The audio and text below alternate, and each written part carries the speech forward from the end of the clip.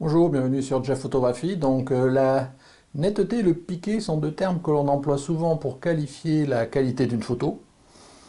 Mais cela veut dire quoi exactement? Qu'est-ce qui détermine la netteté ou le piqué?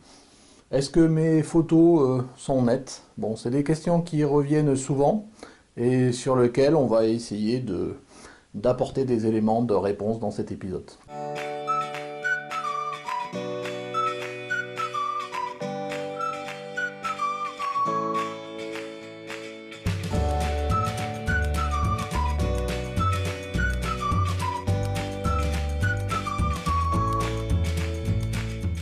Alors la netteté, c'est quoi? Si on devait pouvoir donner une définition, je dirais que c'est une impression visuelle, donc ça reste très subjectif, déterminée par la précision des contours.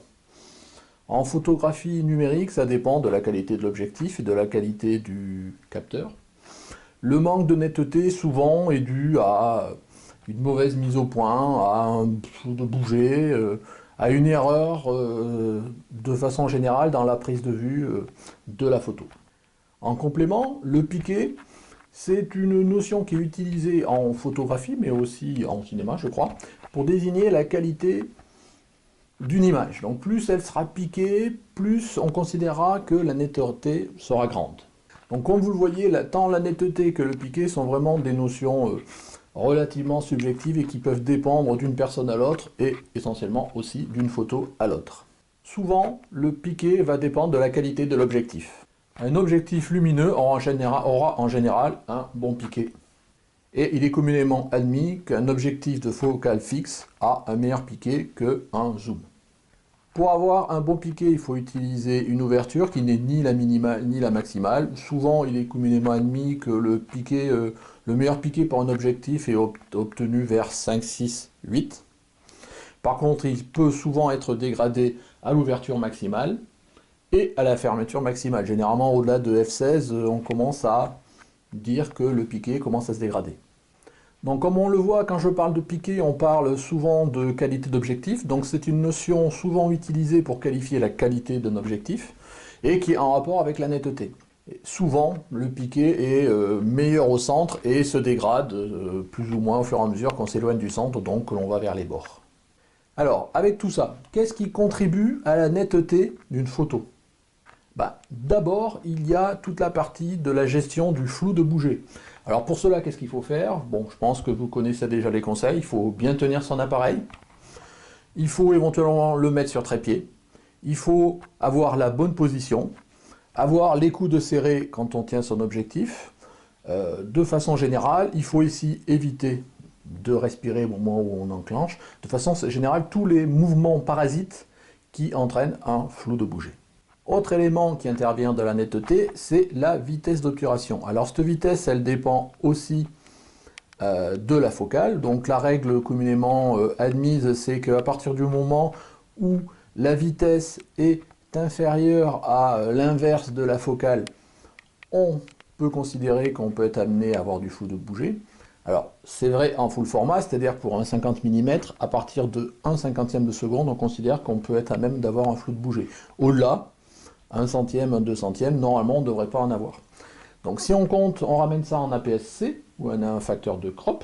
Donc pour un 100 mm sur un APS-C, qui, si je prends par exemple l'exemple d'un Canon où le facteur de crop est 1,6, donc c'est équivalent à un 160 mm, et donc la vitesse au-delà de laquelle on ne bougera pas, normalement, c'est 1 160e de seconde. Voilà. Bon, à ce facteur-là, je dirais, il faut aussi prendre en compte la stabilisation éventuellement amenée soit par le capteur, donc par l'appareil photo de façon générale, soit par les objectifs. Et donc dans ce cas-là, souvent on arrive à descendre à des valeurs plus lentes de la vitesse. Mais bon, après ça dépend de l'équipement que vous avez. Donc après, dans ce qui intervient dans la netteté du photo, donc on l'a vu tout à l'heure, je l'ai évoqué rapidement pour le piqué, c'est l'ouverture. Donc si on est dans les extrêmes, à l'ouverture minimale ou l'ouverture maximale, on peut commencer à avoir de la dégradation. Entre 5, 6, 8 et 11, généralement le piqué, et c'est là où il est le meilleur, donc ça permet d'améliorer, d'avoir une meilleure netteté. Un autre élément qui intervient dans la netteté, c'est les ISO. Plus les ISO sont élevés, plus il y a du bruit, et plus cela contribue à dégrader, je dirais, la qualité de l'image, et donc l'impression de netteté. Autre élément qui intervient dans la netteté de la photo, c'est la mise au point, que ce soit au niveau manuel ou au niveau de l'autofocus. Donc là, je rentrerai pas en détail sur les différents modes d'autofocus, avec les collimateurs en croix, horizontaux, verticaux, les collimateurs au centre. Est-ce qu'on prend qu'un seul collimateur, plusieurs collimateurs? Donc ça, je laisserai vous référer soit à la documentation de votre appareil, soit d'autres vidéos qui ont pu être faites par ailleurs. Mais il faut vraiment faire attention à la qualité de la mise au point, et notamment de faire la mise au point avec le bon collimateur et au bon endroit, parce qu'on a vite fait, notamment s'il y a une profondeur de champ faible avec des grosses ouvertures, d'avoir une mise au point qui n'est pas tout à fait là où on le souhaite, donc, et d'avoir une photo au final qui n'est pas avec la netteté désirée. Nouvel élément qu'on a déjà évoqué aussi, qui intervient dans la netteté photo et de façon générale sur le piqué, ben c'est la qualité de l'objectif. Donc avec, bon, je ne vais pas revenir sur ce que j'ai évoqué tout à l'heure, toute la notion de piqué et de qualité associée à l'objectif. Donc plus l'objectif aura un meilleur piqué, plus l'image, si tous les autres facteurs sont réunis, sera normalement nette. Alors, dernier élément qui contribue à l'impression de netteté d'une photo, c'est quelque chose qui est lié à tout un chacun notre acuité visuelle, c'est ce qu'on appelle le cercle de confusion. Donc le cercle de confusion sur une image, c'est le diamètre des plus petits points que l'on peut juxtaposer et qui sont discernables à l'œil nu. C'est-à-dire que, en fonction de notre vue, au bout d'un moment, plus si les points sont trop petits et qui sont suffisamment près, on verra qu'une seule tâche, on verra plus des points séparés. Donc en fonction voilà, de cette acuité visuelle et de cercle de confusion, on arrivera ou pas à décerner de la netteté ou pas. Donc là vraiment après ça dépend de la vue de chacun. Donc voilà, donc j'ai cité quelques éléments qui contribuent à rendre la photo plus nette. Mais maintenant, comment est-ce que l'on peut corriger cette netteté, cette impression en tous les cas de netteté sur une image? Ben, la première façon de corriger la netteté, bah, c'est déjà la prise de vue, hein. Donc ça revient à faire une bonne mise au point, ça revient à ne pas bouger et à faire les bons réglages en fonction de notre appareil. Donc la focale, la vitesse, ne pas bouger, bien tenir, tout ce que j'ai pu citer tout à l'heure. Une autre façon d'avoir une image nette, en tous les cas de l'améliorer en post-traitement, c'est en post-traitement, alors là sous Lightroom, sous tout autre logiciel que vous utiliseriez, c'est d'améliorer après le contraste, la luminosité, corriger les aberrations chromatiques, réduire le bruit, ce genre de choses. Une autre façon complémentaire en post-traitement d'améliorer la netteté, c'est de corriger la netteté avec les outils de post-traitement, notamment par exemple Lightroom. Je vais vous montrer vite fait une petite présentation d'utilisation de l'outil correcteur de netteté de Lightroom et je vous reprends juste après. Voilà, nous voici sous l'outil Lightroom pour voir l'outil netteté de Lightroom. Donc l'outil netteté, il fait quoi pour améliorer nos photos et les rendre plus nettes? En fait, il détecte les contours des objets qui sont présents sur nos photos et il ajoute du contraste pour que ces objets soient mis en valeur et semblent plus nets. Donc c'est vraiment jouer autour des contrastes. Pour faire cela, on a un certain nombre d'outils, 4 pour être plus exact. Donc vous avez ça dans le menu détail sous Lightroom, alors en tous les cas pour ceux qui utilisent Lightroom. Il y a l'outil gain, l'outil rayon, l'outil détail et l'outil masquage. Et on va les voir rapidement. Alors je pense que certains d'entre vous, ceux qui utilisent Lightroom, les connaissent particulièrement parce qu'ils doivent les utiliser régulièrement. Mais je suis pas sûr que tout le monde maîtrise bien ce que fait le détail, ce que fait le rayon, ce que fait le masquage. Pour la partie gain netteté, je pense que là-dessus c'est bon, mais c'est vrai que moi pendant longtemps je l'ai utilisé, je dirais un petit peu au pif. Donc là l'idée c'est de faire un tour de chacun de ces outils-là, de chacun de ces curseurs, et de voir un petit peu ce qu'il fait. Donc je nous ai pris un exemple, voilà, une photo d'église. Alors cette photo-là elle est à peu près nette, hein. Bon, si on zoome à 100%, donc on voit que la netteté ça peut toujours être amélioré. Par exemple, on va se focaliser essentiellement là sur l'horloge et puis sur les textures qui sont autour. Donc voilà, c'est pas exceptionnel. On va même zoomer à 200%. Donc là forcément la netteté c'est pas forcément ce qu'on demande à 200%, mais voilà, ça nous permettra de voir à peu près au niveau de netteté. Ce que l'on va regarder maintenant, c'est on va commencer par l'outil gain. Donc l'outil gain, ça permet de régler la quantité de netteté que l'on veut appliquer.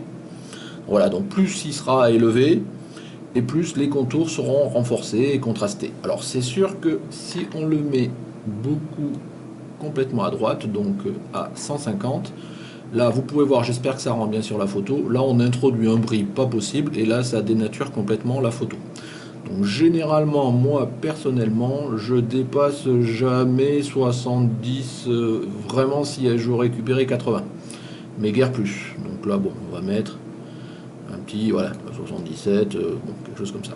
Donc ça, c'est pour l'outil gain. L'outil rayon, il permet de définir le niveau de détail de l'image retouchée. Alors, ça permet de définir globalement la distance autour du contour qui est identifié, à laquelle sera appliquée l'augmentation qu'on va faire de contraste avec l'outil gain.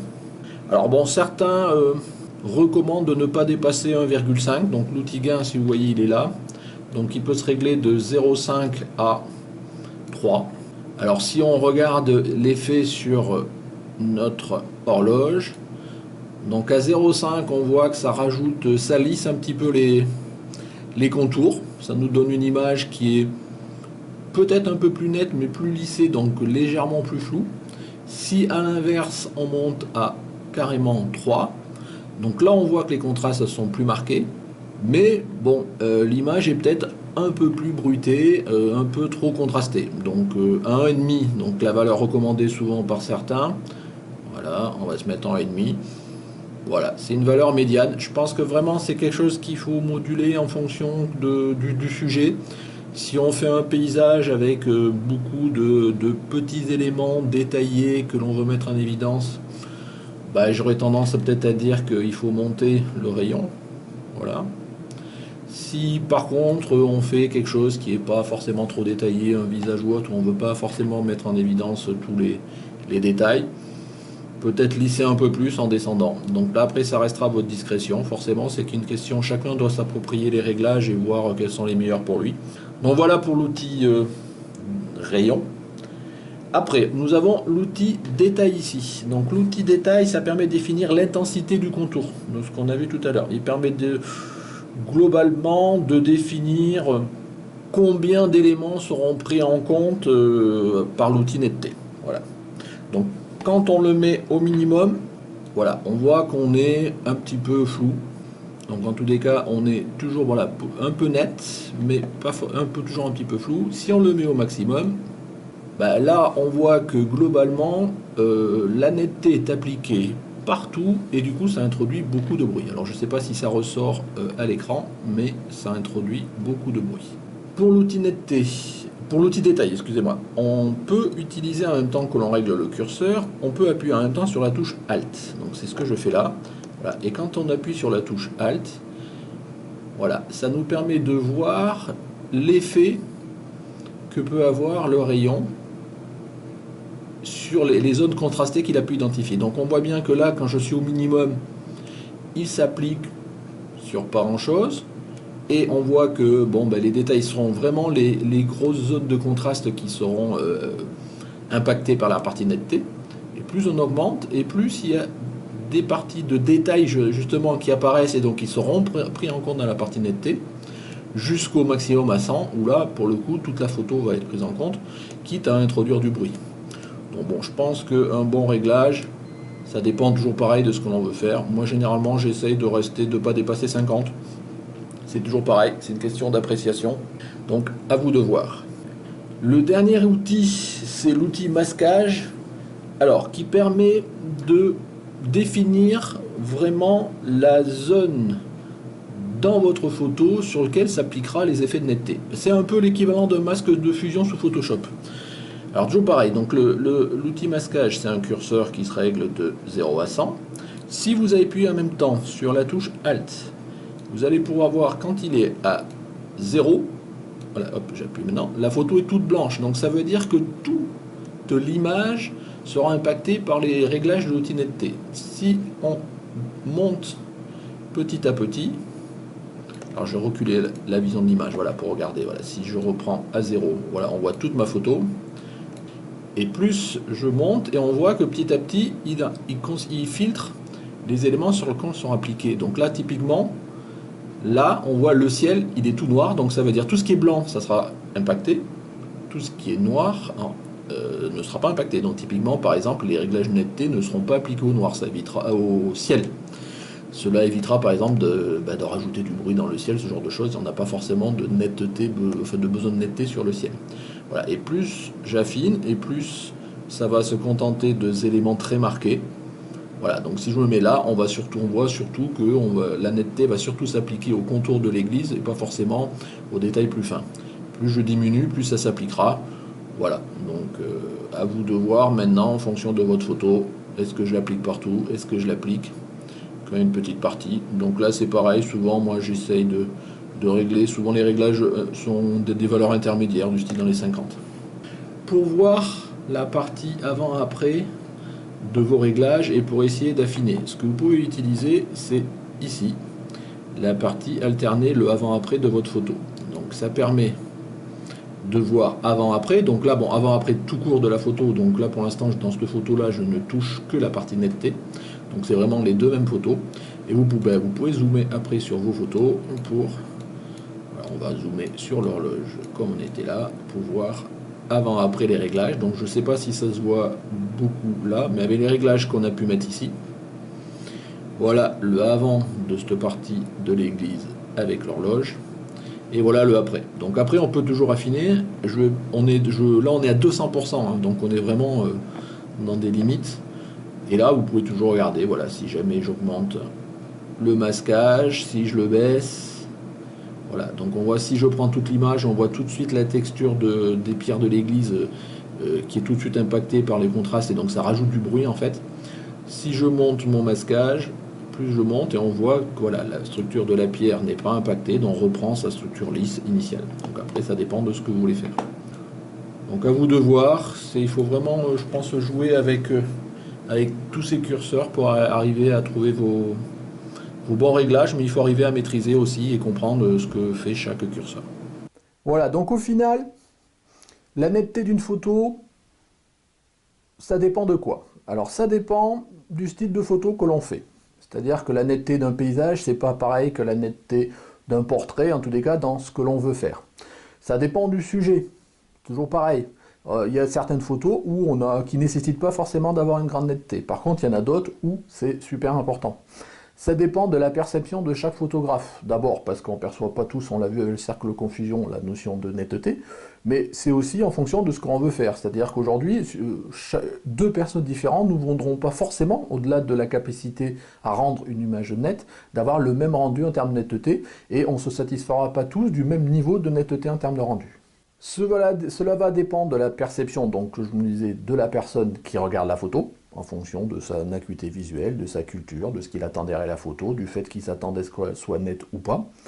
Ça va dépendre du recul qu'on peut avoir par rapport à la photo. Car une grande photo, vue de loin, même si elle n'est pas très nette, on va l'apercevoir nette.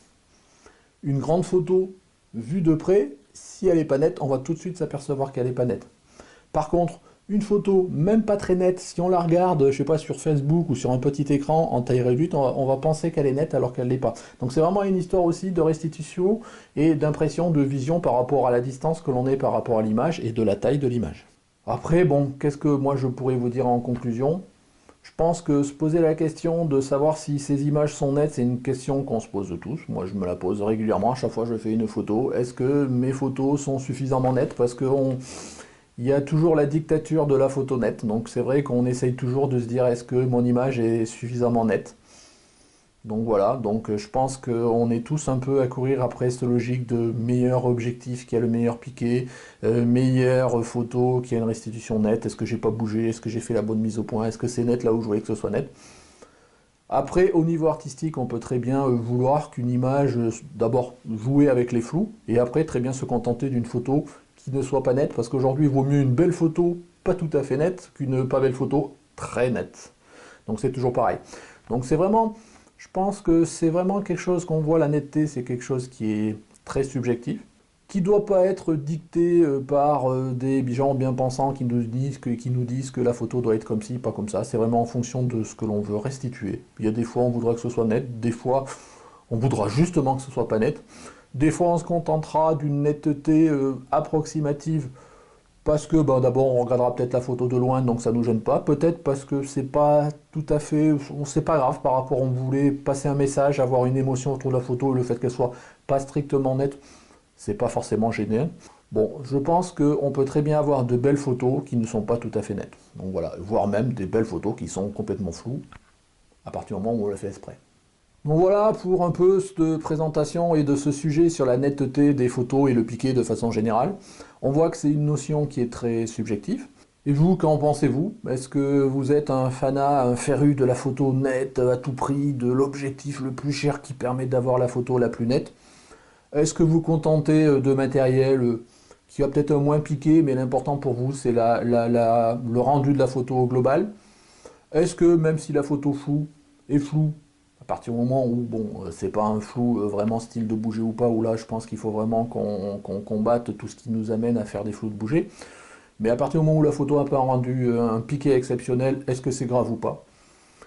Quel type de photographe êtes-vous par rapport à la netteté, le critère de netteté, de piqué d'une photo? Donc, comme je le disais, je pense que ça dépend vraiment aussi du type de sujet et de ce que l'on veut en faire, quoi.